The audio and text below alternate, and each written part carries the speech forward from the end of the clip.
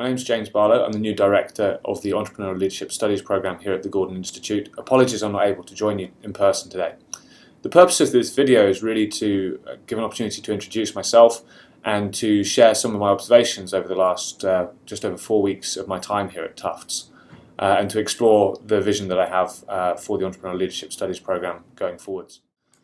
Since 2002, I've been involved with universities in the UK and Scotland and the US, focusing predominantly on the progression of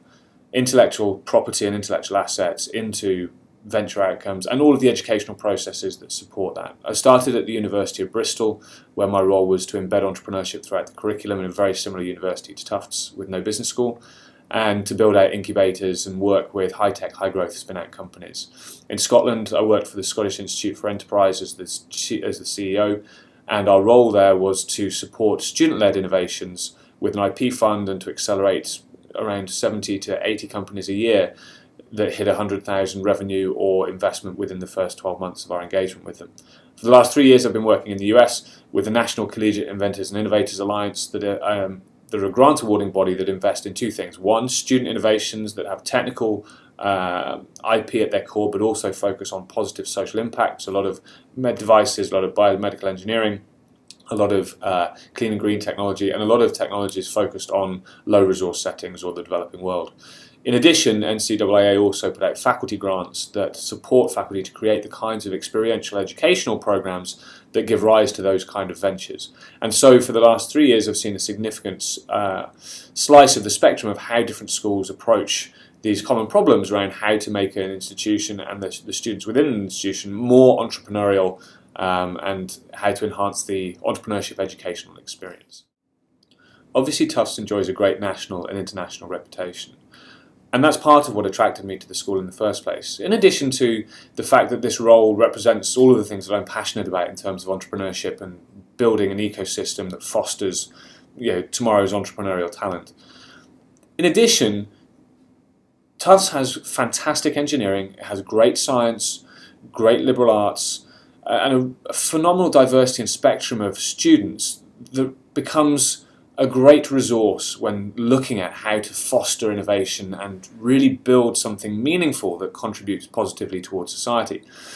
This diversity and the huge potential of the institution has given rise to the ELS program having a great foundation already. And joining the Entrepreneurial Leadership program out of the Gordon Institute at this stage is a great privilege, because I'm joining at a time when there is this very robust foundation. We have fantastic ELS courses, the 101 introduction course, high-tech entrepreneurship,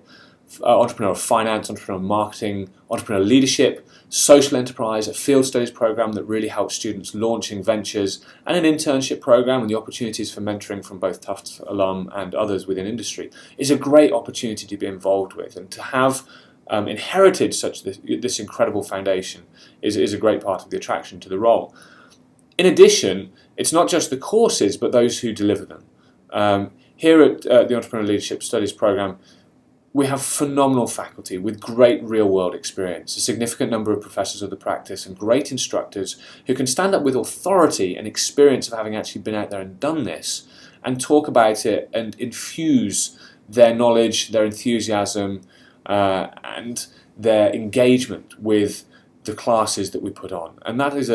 something that's incredibly powerful, and I feel very, very privileged to be a part of. On top of all of these great academic programs, we also have a significant number of extracurricular activities, and they range from the business plan competition with its $100,000 prize fund,